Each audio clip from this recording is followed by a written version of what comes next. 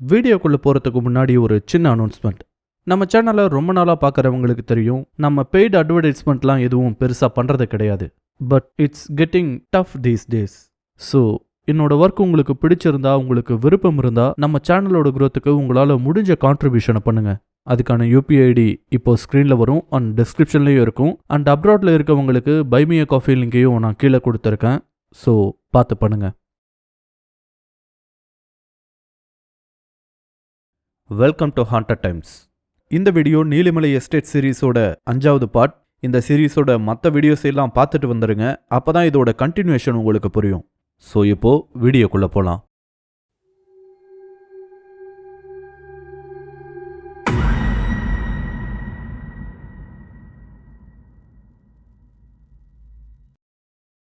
கோகுல் அன்னைக்கு ஈவினிங் பங்களாவுக்கு வந்து அவனோட ரூம்ல இருக்க பாத்ரூம்ல ஃப்ரெஷ் ஆகிட்டு வெளியே வரும்போது தான் அவனோட பெட்ல வைக்கப்பட்டிருந்த அந்த லெட்டரை பார்த்தான். நம்ம ரூம்ல என்ன இது லெட்டர், இதை யாரு வச்சிருப்பாங்கன்னு யோசிச்சுக்கிட்டு அதை எடுத்து பிரிச்சு படிக்க ஆரம்பிச்சான். படிக்க படிக்க அவனுக்கு பல்வேறு கேள்விகளும் இதை யாரை எழுதியிருப்பான்ற சந்தேகமும் ஒரு பக்கம் ஒரு ஆர்வமும் ஏற்பட ஆரம்பிச்சது. அந்த லெட்டர்ல அப்படி என்ன எழுதி இருந்ததுன்னா, நீலிமலை எஸ்டேட் புதிய மேனேஜர் கோகுலுக்கு, உங்களுக்கு இந்த எஸ்டேட் பற்றி தெரிந்த தகவல்கள் வெறும் பாதிதான். முழு தகவலையும் தெரிந்து கொள்ள நாளை இரவு எஸ்டேட் ஆஃபீஸ் வரவும், அதுவரை உங்கள் உயிருக்கு ஆபத்து, ஜாக்கிரதை. இதுதான் அந்த லெட்டர்ல எழுதப்பட்டிருந்துச்சு. அந்த லெட்டரை யார் எழுதுனாங்க, எப்படி அந்த லெட்டர் அவனோட ரூமுக்கு வந்துச்சு, இது எதுவுமே அவனுக்கு தெரியாது. அதே மாதிரி இந்த லெட்டர்ல சொல்லப்பட்டிருக்க தகவல்கள் உண்மையா இல்ல நம்மளை குழப்பறதுக்காக இப்படி யாராவது செய்யறாங்களா, ஒருவேளை இது நம்மளை மாட்ட வைக்கிறதுக்கான ட்ராப்பா இருக்குமோன்னு சொல்லிட்டு அவனுக்குள்ள ஜென்யூனான சந்தேகங்கள் எழுந்தது என்னமோ உண்மைதான். இதை பத்தி யோசிச்சுக்கிட்டு இருக்கும்போதே வெளியே இருந்து கோவிந்தன், தம்பி வர்றீங்களா, டீ சாப்பிடலான்னு கூப்பிடவும் அந்த லெட்டரை மடிச்சு பத்திரமா அவனோட சூட்கேஸ்குள்ள வச்சுட்டு அந்த லெட்டர்ல எழுதப்பட்டிருந்த விஷயங்களை பத்தி யோசிச்சுக்கிட்டே வெளியே போனான். வெளியே டைனிங் டேபிள்ல கோவிந்தன் டீயோட அவனுக்காக ரெடியா இருந்தாரு. டைனிங் டேபிள்ல உட்கார்ந்ததும் கிளாஸ்ல அவனுக்காக ஊத்தப்பட்டிருந்த டீயை குடிச்சுக்கிட்டே கோவிந்தனை பார்த்து சில கேள்விகளை கேட்டான். என்ன, நான் இல்லாதப்ப இந்த பங்களாவுக்கு யாராவது புதுசா வந்தாங்களா, யாராவது என் ரூமுக்கு போனாங்களான்னு கேட்டான் கோகுல். கொஞ்ச நேரம் யோசிச்சவரு, மதியம் என்னோட பொண்ணு தான் தம்பி என்னை பார்க்க வந்திருந்தா, அவளும் உங்க ரூம் பக்கமெல்லாம் போகவே இல்லையே, நான் நாள் பூரா இங்கேயே தான் இருந்தேன், மற்றபடி யாருமே இங்க வரல தம்பின்னு சொல்லியிருக்காரு கோவிந்தன். கோவிந்தன் தன்னோட பொண்ணுன்னு குறிப்பிடவும் தான் சில நாட்களுக்கு முன்னாடி எஸ்டேட்டுக்குள்ள வந்த பார்வதி அவனோட ஞாபகத்துக்கு வந்தாங்க. ஒருவேளை இங்க நடக்கிற பிரச்சனைகளுக்கும் பார்வதிக்கும் ஏதாவது தொடர்பு இருக்குமோன்ற ஒரு சந்தேகம் முதல் முறையா அவனுக்கு ஏற்பட்டுச்சு. ஆனாலும் அதுக்கு கான்ட்ரடிக்ட் ஆகிற மாதிரி பல்வேறு தகவல்கள் அவனுக்கே தெரியும். ஏன்னா கடந்த 2 வருஷமா பார்வதி இந்த எஸ்டேட்லயே இல்ல, கோயம்புத்தூர்ல ஒர்க் பண்ணிட்டு இருந்திருக்காங்க. அப்படி இருக்கும்போது அவங்களுக்கும் இந்த பிரச்சனைகளுக்கும் என்ன சம்பந்தம் இருந்திருக்க முடியும்னு ஒரு ஜென்யூனான சந்தேகமும் அவனுக்கு வந்துச்சுதான். ஆனா ஒருவேளை இந்த பிரச்சனைகள் எல்லாம் ஆரம்பிக்கும் போது பார்வதி இங்க இருந்திருக்கலாம் இல்லையா, அதுவும் ஒரு வேலிடான பாயிண்ட் தான். ஆனா அதை பத்தி யாருக்கிட்ட எப்படி போய் கேட்க முடியும்? இப்போ இருக்க சூழ்நிலையில அறிவு மேலேயே அவனுக்கு சந்தேகங்கள் இருந்துச்சு. அப்படி இருக்கும்போது யார்கிட்ட போய் என்னன்னு கேட்க முடியும்? நேரடியா பார்வதி கிட்டே இதை பத்தி பேசலாமான்னு கூட அவனுக்கு தோணி இருக்கு. ஆனா கோவிந்தன் என்ன நினைப்பாரோ தெரியலையேன்னு அந்த யோசனைய அப்படியே ஒத்தி வச்சான் கோகுல். மறுபடியும் அவனோட யோசனையெல்லாம் அன்னைக்கு ஈவினிங் அவனோட பெட்ல இருந்து எடுத்த லெட்டர் மேல போச்சு. அதை யார் எழுதியிருப்பா? நாள் பூராவும் வீட்டுல இருக்க கோவிந்தனை கேட்டா வீட்டுக்கு யாருமே புதுசா வரலன்னு சொல்றாரு. அப்படி இருக்கும்போது எப்படி இந்த லெட்டர் தன்னோட அறைக்குள்ள வந்திருக்க முடியும்? இந்த கேள்விக்கான விடை அவனுக்கு அவ்வளோ சீக்கிரம் கிடைக்கிற மாதிரி தெரியல. அது மட்டும் இல்லாம அந்த லெட்டர்ல தன்னோட உயிருக்கு ஆபத்து, ஜாக்கிரதைன்னு வேற எழுதப்பட்டிருந்துச்சு. அப்போ இங்க நடக்கிறதையெல்லாம் யாரோ க்ளோஸா வாட்ச் பண்ணிட்டு இருக்காங்களோன்ற ஒரு சந்தேகமும் அவனுக்கு எழ ஆரம்பிச்சது. அவனுக்குள்ள இருந்த நேச்சுரலான எச்சரிக்கும் தன்மை, அந்த லெட்டரை நீ நம்பாத, உன்னை வேணும்னே மாட்ட வைக்கிறதுக்காக தான் இதை எழுதியிருக்காங்கன்னு எச்சரிச்சாலும், இன்னொரு பக்கம் அப்படி என்னதான் நடக்குது பார்த்தலாமேன்னு ஒரு முடிவுக்கு வந்தான். அப்படியே அன்னைக்கு ராத்திரியும் வந்துச்சு. கோவிந்தன் வேலையெல்லாம் முடிச்சுட்டு கோகுல் கிட்ட சொல்லிட்டு வழக்கம் போல அங்கிருந்து கிளம்பி இருக்காரு. அவர் கிளம்புனதும் ஷோகேஸ்ல இருந்த ஒரு சின்ன கத்தியை எடுத்து பாதுகாப்புக்காக வச்சுக்கிட்டான் கோகுல். அன்னைக்கு ராத்திரி என்ன வேணா நடக்குன்றதால ஒருவித அலர்ட்லயே இருந்தான் கோகுல். தூங்காம இருக்கிறதுக்காக அவனே கிச்சன் போய் காஃபி போட்டு எடுத்துட்டு வந்து ஒரு புக்கை எடுத்து வச்சு டைனிங் டேபிள்ல படிச்சுக்கிட்டு இருந்தான். ஒரு 12 மணிக்கிட்ட இருக்கும். அப்போ அந்த பங்களாவோட பின்பக்கத்துல யாரோ நடமாடுற மாதிரியான சத்தம் அவனுக்கு கேட்டிருக்கு. அதை கூர்ந்து கவனிச்சதும் அவனோட கை தானா அவனோட பாதுகாப்புக்காக எடுத்து வச்சிருந்த கத்தி கிட்ட போச்சு. இப்படியே ஒரு 10 நிமிஷம் போயிருக்கும். ஆனா அந்த 10 நிமிஷம் அவனுக்கு 1 மணி நேரம் கடந்த மாதிரி இருந்துச்சு. 10 நிமிஷத்துக்கு அப்புறம் அந்த பங்களாவோட கதவு தட்டப்பட்டுச்சு. அதுவும் வேக வேகமா. யாருன்னு கவனிச்சதுல கதவை தட்டுறது வாட்ச்மேன் முருகேசன் தான் அவனுக்கு புரிஞ்சுது. வேகமா போய் கதவை திறந்து என்னென்ன என்னாச்சு ஏதாவது பிரச்சனையான்னு கேட்டதுக்கு, தம்பி இந்த பக்கமா யாரோ ஓடுற மாதிரி இருந்துச்சு தம்பி, அதான் உங்களுக்கு ஏதாவது பிரச்சனையான்னு பார்க்க வந்தேன்னு சொன்னாரு முருகேசன். முருகேசன் இப்படி சொன்னதும் அவர் கையில இருந்த டார்ச் லைட் வாங்கிட்டு மறுபடியும் அந்த பங்களாவை சுத்தி தேட ஆரம்பிச்சான் கோகுல். அப்போ அந்த பங்களாவோட பின்பக்கத்துல ஒரு கார்னர்ல அவன் திரும்பி நடந்துகிட்டு இருக்கும்போது அவன் பின்னாடி அந்த கருப்பு உருவம் வந்து நின்னுச்சு. அவன் எதிர்பாராத நேரத்துல ஏதோ ஒரு கனமான பொருள்னால அவனோட தலையில பின்பக்கமா ஓங்கி ஒரு அடி அடிச்சது அந்த கருப்பு உருவம். அப்ப ஏற்பட்ட வலியினால கண்கள் செருகி தலையை பிடிச்சிட்டு அப்படியே மயங்கி விழுந்தான் கோகுல். கோகுல் திரும்ப கண் விழிக்க மறுநாள் ஈவினிங் ஆகியிருந்தது. முழிச்சதுக்கு அப்புறம் சுத்தியும் பார்க்கும்போதுதான் அவன் ஹாஸ்பிட்டல்ல இருக்கான்றதே அவனுக்கு புரிய வந்துச்சு. அவன் கண் முழிச்சிட்டான்னு தெரிஞ்சதும் ஒரு நர்ஸும் டாக்டரும் வந்து அவனை செக் பண்ணி சில கேள்விகளை கேட்டாங்க. அவன் எல்லாத்துக்கும் சரியா பதில் சொல்ல வந்தான். அவன் நார்மலா தான் இருக்கான்றத முடிவு பண்ணி அவன் கண் விழிச்சிட்டதை பத்தி வெளியே இருந்தவங்களுக்கெல்லாம் சொல்லி இருக்காங்க. உடனடியா வெளியே இவனுக்காக வெயிட் பண்ணிட்டு இருந்த எல்லாருமே உள்ள வந்தாங்க. அதுல சீஃப் அக்கௌண்டன்ட் சிவச்சந்திரன், அறிவு, சீஃப் சூப்பர்வைசர், அவர் மட்டும் இல்லாம இன்னும் 5-6 பேருன்னு உள்ள வந்திருந்தாங்க. அவங்களையெல்லாம் பார்த்த டாக்டர் யாராவது 2 பேர் மட்டும் இருங்க, மத்தவங்க எல்லாம் வெளியே இருங்கன்னு சொல்லவும் சிவச்சந்திரனும் அறிவு மட்டும் அங்க கிட்ட வந்து நின்னாங்க. 2 பேரோட முகத்திலையும் ஒரு கவலையும் பரிதாபமும் தெரிஞ்சது. சில நிமிடங்கள் கழிச்சு முதல்ல சிவச்சந்திரன் தான் பேச ஆரம்பிச்சாரு. வலி எப்படி தம்பி இருக்கு, குறைஞ்சிருக்குங்களான்னு கேட்டாரு. பரவாயில்ல சார், இப்போ கம்மியா தான் இருக்க மாதிரி இருக்குன்னு சொன்னா கோகுல். உடனே அறிவு, உங்களுக்கு இப்படி ஆகும்னு நாங்க நினைச்சே பார்க்கல சார், நல்ல வேளையா நீங்க உயிர் பிழைச்சிட்டீங்கன்னு சொன்னான். அவனோட பேச்சுல உண்மையான கன்சர்ன் தெரிஞ்சாலும் ஏனோ கோகுல்னால அதை நம்பவே முடியல. சார் என்ன நடந்ததுன்னு கொஞ்சம் சொல்றீங்களான்னு கேட்டான் கோகுல். அதுக்கு சிவச்சந்திரனும் அறிவும் ஒருத்தர் பார்த்துக்கிட்டு பேச ஆரம்பிச்சாங்க. நேத்து ராத்திரி ஒரு 1 மணி இருக்கும் தம்பி, திடீர்னு முருகேசன் எங்க காலனிக்கு ஓடி வந்து எல்லாரையும் எழுப்ப ஆரம்பிச்சாரு. என்னையான்னு சொல்லி கேட்டதுக்கு நீங்க பேச்சு மூச்சு இல்லாம கிடக்கிறதாவும் உடனடியா எங்களை எல்லாம் பங்களாவுக்கும் கூட்டிட்டு வந்தான் தம்பி. உங்களோட நிலைமைய பார்த்துட்டு எங்களுக்கெல்லாம் ஒரே பயமா போச்சு. உடனடியா எஸ்டேட் டாக்டர் கிட்ட உங்களை கொண்டு போனோம். அவர் உங்களை செக் பண்ணி பார்த்துட்டு பிளட் அதிகமா லாஸ் ஆயிருக்கணும், உடனடியா ஊட்டிக்கு கொண்டு போக சொன்னார் தம்பி. அதுக்கப்புறம் தான் நாங்க வேகமா இங்க கொண்டு வந்து சேர்த்தோன்னு சொல்லி முடிச்சாரு சிவச்சந்திரன். சொல்லி முடிச்சதுக்கு அப்புறம் அன்னைக்கு என்னாச்சு தம்பின்னு கேட்டிருக்காரு. அவர் அப்படி கேட்கவும் கூகுள் அன்னைக்கு என்ன நடந்ததுன்றத சொல்லி இருக்கான். இதை கேட்டு சிவச்சந்திரனும் அறிவும் ஷாக் ஆகி போய் நின்னாங்க. தொடர்ந்து சிவச்சந்திரன் என்ன சொல்லியிருக்காருன்னா, ஒருவேளை அந்த பேய் தான் உங்களை இப்படி பண்ணியிருக்கும் தம்பின்னு சொன்னதுக்கு, சார் பேயெல்லாம் ஒன்றும் இல்லை சார், இது யாரோ மனுஷங்க செய்யற வேலை தான் சொல்லியிருக்காரு. எப்படி தம்பி சொல்றீங்கன்னு கேட்டதுக்கு, பேயா இருந்தா ஏன் சார் என்ன தலையில் அடிக்க போகுது, வேற ஏதாவது வழியில் என்ன கொண்டிருக்கலாமேன்னு சொன்னான். அது வேலிடான ஒரு பாயிண்ட்டும் கூட. அதுக்கு மேல சிவச்சந்திரனால எதுவும் பேசவும் முடியல. சில நிமிடங்கள் அங்கேயே நின்றுட்டு இருந்ததுக்கு அப்புறமா, சரி நீங்க ரெஸ்ட் எடுங்க தம்பி, நாங்க வெளியே தான் இருக்கோம், எதா இருந்தாலும் கூப்பிடுங்கன்னு சொல்லிட்டு அவங்க 2 பேரும் வெளியே போனாங்க. அவங்க போன ஒரு 10 நிமிஷம் கழிச்சு ரூமை திறந்துகிட்டு முருகேசனும் கோவிந்தனும் உள்ள வந்தாங்க. உள்ள வந்ததும் இப்ப பரவாயில்லைங்களா தம்பின்னு கேட்டாரு கோவிந்தன். அதுக்கு பதில் சொல்லிட்டு முருகேசன் பக்கம் திரும்பினா கோகுல். அண்ணா நேத்து ராத்திரி என்னதான் நடந்துச்சுன்னு கொஞ்சம் சொல்லுங்களேன்னு கேட்டான். அப்படி அவன் கேட்டதும் முருகேசன் அவன் மயங்கி விழுந்ததுக்கு அப்புறம் நடந்ததையெல்லாம் ஒன்னொன்னா சொல்ல ஆரம்பிச்சாரு. என்ன நடந்திருக்குன்னா, கூகுள் அடிபட்டு கீழே விழும்போது ஒரு சின்ன அலறலோட தான் கீழே விழுந்திருக்கான். இதை முருகேசன் கவனிச்சுட்டு என்னாச்சோ தெரியலையேன்னு ஓடி வந்திருக்காரு. கிட்ட வந்து அவர் பார்க்கும்போது கூகுள் தரையில விழுந்து கிடந்திருக்கான். பக்கத்துல டார்ச் லைட் எரிஞ்சுகிட்டு இருந்த வாக்குல அப்படியே இருந்திருக்கு.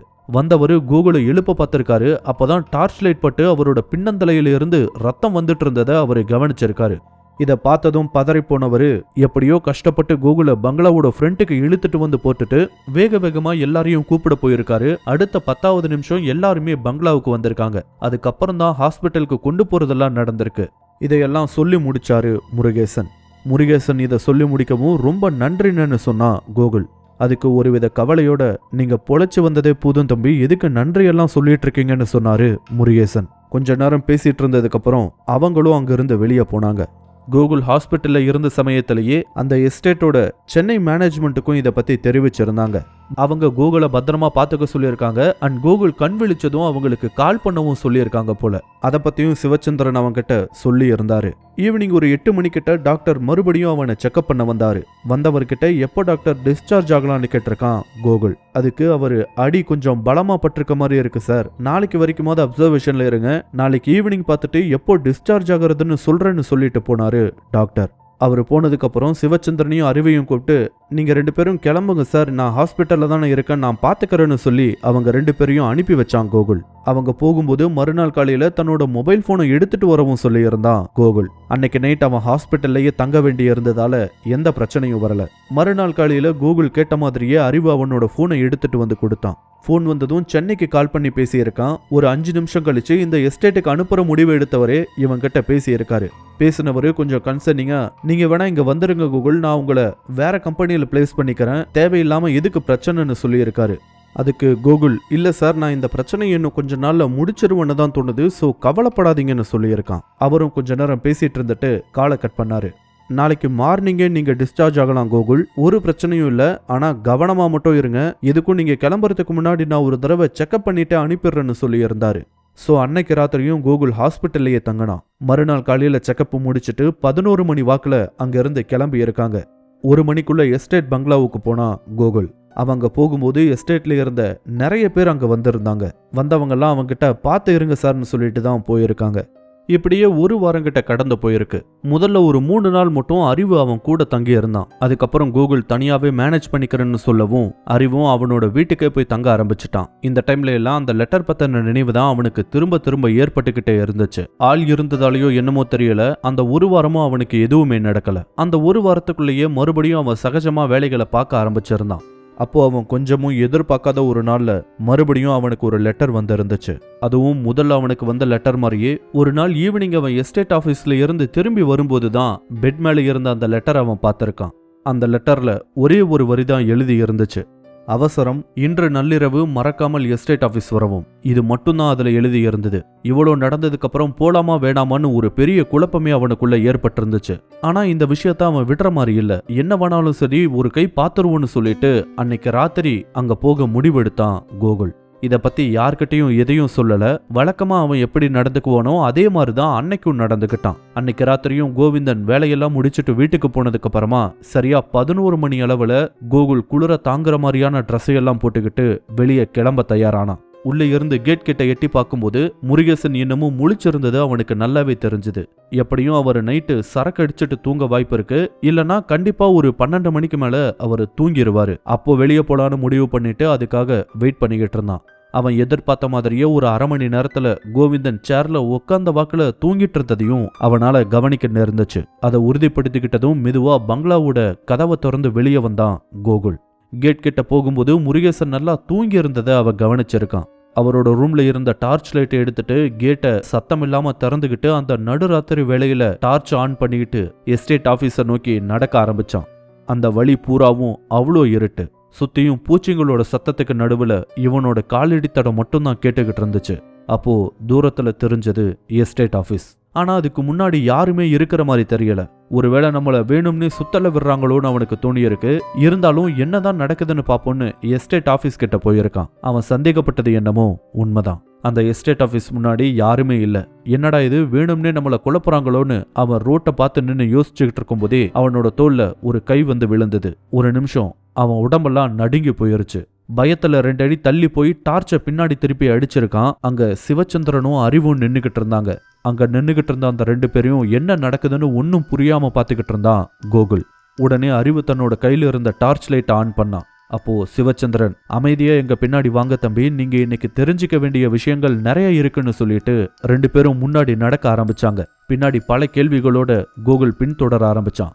அறிவுகிட்டையும் சிவச்சந்திரன் கிட்டையும் இங்க என்னதான் சார் நடக்குது சொல்லுங்கன்னு கேட்கவும், இவ்வளவு தூரம் வந்துட்டீங்க, கொஞ்சம் பொறுமையா எங்க கூட வாங்க, உங்களுக்கு எல்லாம் புரியும்னு சொல்லிட்டு 2 பேரும் வேகமா நடக்க ஆரம்பிச்சாங்க. ஒரு 10 நிமிஷத்துல ஒரு வளைவுல திரும்பினாங்க அவங்க 2 பேரும். இவங்க 2 பேரும் எங்க தன்னை கூட்டிட்டு போறாங்க, ஒருவேளை இதுவும் ஏதாவது சதியா இருக்குமோன்னு சொல்லிட்டு அவனுக்குள்ள அலார்ம் அடிச்சிருக்குதான். ஆனா ஏதோ ஒரு தைரியத்துல அவங்க பின்னாடி போய்கிட்டே இருந்தான் கோகுல். ஒரு 10 நிமிஷம் நடந்ததுக்கு அப்புறமா அந்த ரோடோட நடுவுல போடப்பட்டிருந்த அந்த தடையை கவனிச்சான். அது நீலி கோயிலுக்கு போற ஒரு வழி. இதை அவன் கொஞ்சம் கூட எதிர்பார்க்கவே இல்லை.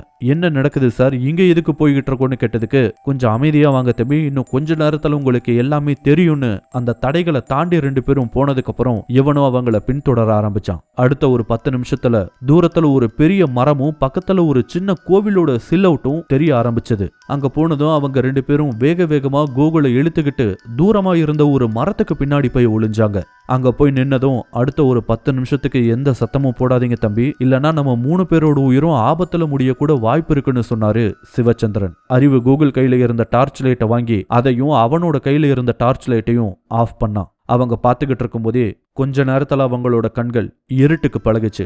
என்ன நடக்க போகுதுன்னு சிவச்சந்திரனுக்கும் அறிவுக்கும் நல்லா தெரியுன்றதால அவங்க பொறுமையா அங்க காத்துக்கிட்டு இருந்தாங்க. ஆனா கூகுளுக்கு எதுவுமே தெரியாதுன்றதால ஒருவித பதட்டத்தோட அவங்க பக்கத்துல நின்னுகிட்டு இருந்தான். அப்போ தூரத்துல ஒரு உருவம் வர்றத முதல்ல அறிவு பார்த்துட்டு மத்த 2 பேரையும் அலர்ட் பண்ணான். அந்த உருவம் நடந்து வரல, ரொம்ப ஆவேசமா ஓடி வர்ற மாதிரி தெரிஞ்சுது.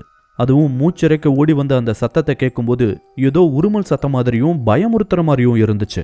அந்த நீலி கோயில் கிட்ட வந்ததும் அந்த இடமே அதர்ற மாதிரி பயங்கரமான ஒரு சத்தத்தை போட்டுட்டு அந்த உருவம் அப்படியே மயங்கி விழுந்தது. அந்த உருவத்தை பார்த்த உடனே அதுதான் தன்னை 2 தடவை கொலை பண்ண முயற்சி பண்ண உருவன்றது கோகுலுக்கு ரொம்ப நல்லாவே புரிஞ்சுது. ஒரு ஆர்வத்துல அது யாருன்னு பார்க்க முன்னாடி போக பார்த்தான். ஆனா சிவச்சந்திரனும் அறிவும் அவனை பிடிச்சு வச்சாங்க. அவனை பிடிச்சதும் திரும்பி சிவச்சந்திரனை பார்த்தான் கோகுல். அவரு வாய் மேல கை வச்சு அமைதியா இருக்க சொன்னாரு. கொஞ்ச நேரத்துல அந்த உருவம் மயக்கம் தெளிஞ்சு எழுந்தது. மயக்கம் தெளிஞ்சு எழுந்ததும் அந்த உருவம் அழ ஆரம்பிச்சது. அழுதுகிட்டே பக்கத்துல இருந்த நீலி சிலைய பார்த்து இன்னும் எத்தனை நாளைக்குமா எனக்கு இந்த தண்டனைன்னு சொல்லிட்டு மறுபடியும் ஓன்னு அழ ஆரம்பிச்சது. அந்த குரலை கேட்டதும் கோகுலுக்கு பகீர்னு இருந்துச்சு. அப்போ ஏற்பட்ட ஷாக்கோடையே திரும்பி சிவச்சந்திரனையும் அறிவையும் பார்த்திருக்கான் கோகுல். 2 பேரும் எங்களுக்கு இது ஏற்கனவே தெரியுன்ற மாதிரி அமைதியா இருக்க சொன்னாங்க. கொஞ்ச நேரத்துல அழுதுகிட்டு இருந்த அந்த உருவம் எழுந்து அங்கிருந்து வெளியேற ஆரம்பிச்சது. அந்த உருவம் அங்கிருந்து போனதும் 3 பேரும் மரத்துக்கு பின்னாடி இருந்து வெளியே வந்தாங்க. அப்ப வரைக்கும் கூட கோகுல் பார்த்ததை அவனால நம்பவே முடியல. நீலிமலை எஸ்டேட்ல கோகுலுக்கு முன்னாடி வந்த 7 மேனேஜர்கள்ல 3 பேரை கொலை பண்ண 4 பேர் அங்கிருந்து வெளியேற வச்ச கோகுல 2 முறை கொலை செய்ய பார்த்த அந்த மர்ம உருவம் யாரு? அந்த நீலிமலை எஸ்டேட்ல நடக்கிற பிரச்சனைகளுக்கும் அந்த நீலி கோயிலுக்கும் என்ன சம்பந்தம்? அடுத்த வீடியோல கிளைமேக்ஸை பார்த்துடலாமா? இந்த வீடியோ உங்களுக்கு பிடிச்சிருந்தா லைக் பண்ணுங்க, கமெண்ட் பண்ணுங்க, ஷேர் பண்ணுங்க. இதே மாதிரியான புதிய வீடியோக்களை பார்க்க மறக்காம ஹாண்டட் டைம்ஸ் சேனலுக்கு சப்ஸ்கிரைப் பண்ணுங்க. அண்ட் மறக்காம நோட்டிபிகேஷன் பெல் ஐகானையும் கிளிக் பண்ணி விடுங்க. தேங்க்யூ.